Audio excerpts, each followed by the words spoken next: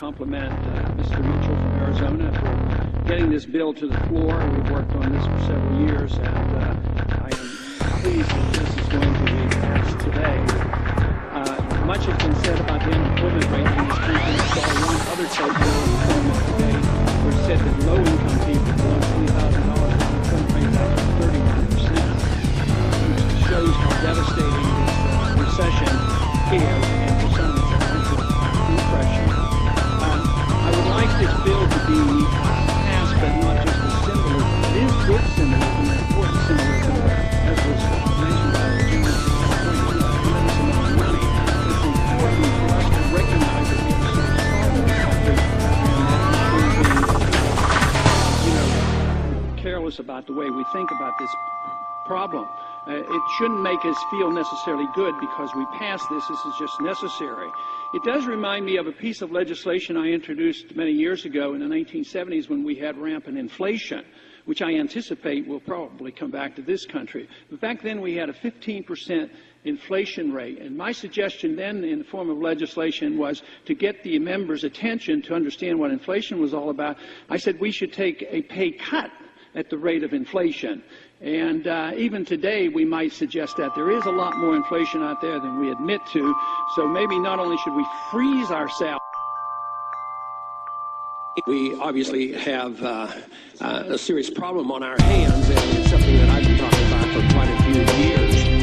And earlier on, the senator brought up the subject of the depression, and you did allude to the fact that dislocations and credit creations are a problem and can add fuel to this fire.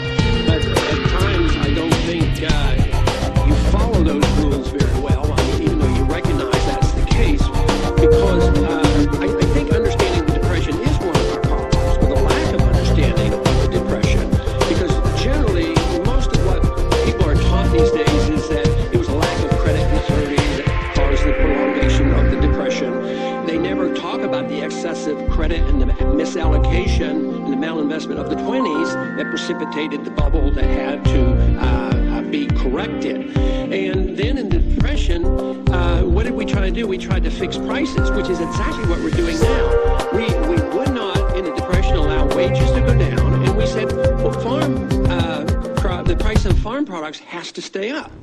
So in doing that, we plowed crops under, and people were starving. And I don't think we've gained a whole lot of wisdom since we were plowing under crops to keep prices up.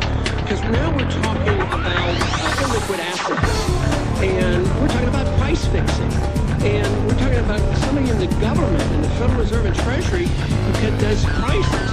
Now, the Austrian School of Economics, which has been around a long time, they predicted the Depression, they predicted the 1970s, the breakdown of Bretton Woods, they predicted all this happening today. Their key point is, don't mess around with prices, because if you do, you become socialistic. And this is why Mises predicted the failure of socialism and why it did fail. But here we are in price fixing again. You say that part of your mandate is price stability, but I hardly think price stability comes by price fixing. But the idea of you taking an illiquid asset, for the most part, most illiquid assets are illiquid because they're not worth anything. And if somebody has a house that they bought for $4 million, it goes up to $5 million, he wants to sell and nobody buys it, that's really not an illiquid asset. If he takes it down to 1, he might sell it. But people aren't smart enough. The Federal Reserve's not smart enough. Treasury's not smart enough. Congress is not smart enough to know what prices are. So I think that is the greatest danger of what we're doing here is we're price fixing, and that is what I'm convinced that prolonged the Depression in the 1930s, because we got into that. And this whole idea of credit creation, we've already created $700 billion worth of credit because of the interference and the involvement in the markets already. And here we're coming along with another $700 billion. The real question is, where does it come from? And we're surely not going to tax the economy $700 billion. No way would even consider this. But are we going to borrow it? Well, we could go to our bankers, our friends in China. They might come up with $700 billion and loan it to us, but I doubt it. But where are they going to come? They're going to come to you. They're going to come to you to create credit. But I don't even know where you get the authority to create credit out of thin air. There's certainly no authority in the Constitution for you to have endless authority to create money and credit out of thin air, which is a basic problem that we have. This is why we're here today, is that we haven't understood that. And all the blame is put on the fact that there is a downturn in housing. Well, that means they were overpriced. So all our efforts right now is to keep the prices up. But the prices should come down. That's what the market is saying. But to fix prices at a higher level than they should be, I think just compounds our problem. But, you know, I would like to just see if I can get an opinion from you on where all this authority comes from. My estimation now is there's probably only about 15% of the people in this country who really care about the Constitution and the law, the rule of law. And sometimes I think there are less here in Washington. But where does this authority come from for this unlimited amount of money? Why not at least the $700 billion is being appropriated, but this new, but the other isn't?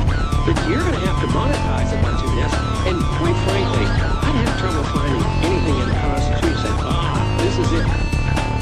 You know, this particular paragraph says, the Congress has the right to buy out illiquid assets. Could you comment on this authority and the basic fundamentals of when we're going to address this? If we don't, we can't solve the problem of inflation with more inflation. Thank you, Congressman. First of all, I actually agree with you about the price fixing and the Depression. I think there's a pretty wide consensus that the National Recovery Act and the setting and fixing of wages and prices was a counterproductive step, and I agree with you there. On whether prices are being fixed for these securities, the intention is to use market-based mechanisms, auctions.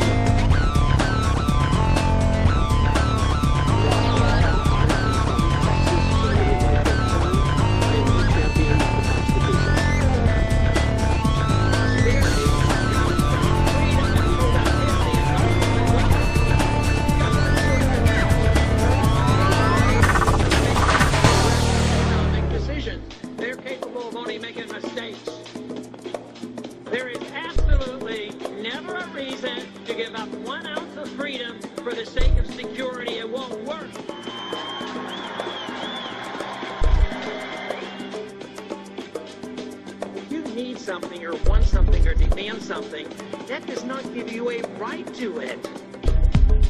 There should be no Federal Reserve System.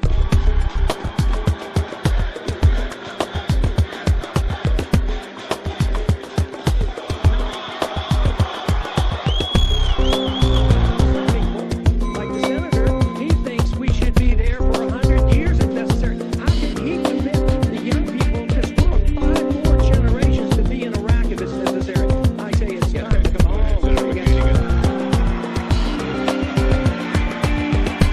Let me see if I get this right.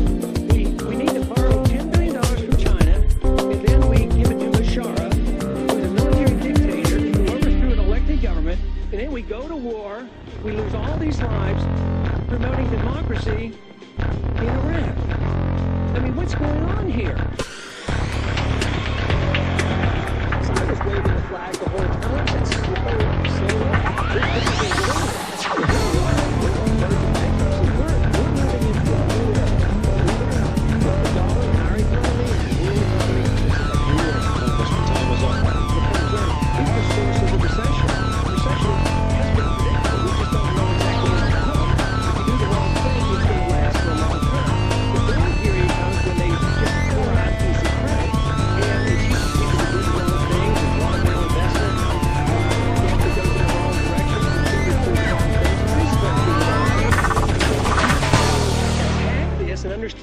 the importance of Austrian theory of the business cycle. If you don't, we're going to continue to do this, and the longer you delay the recession, the worse the recession is. And we've delayed a serious recession for a long time.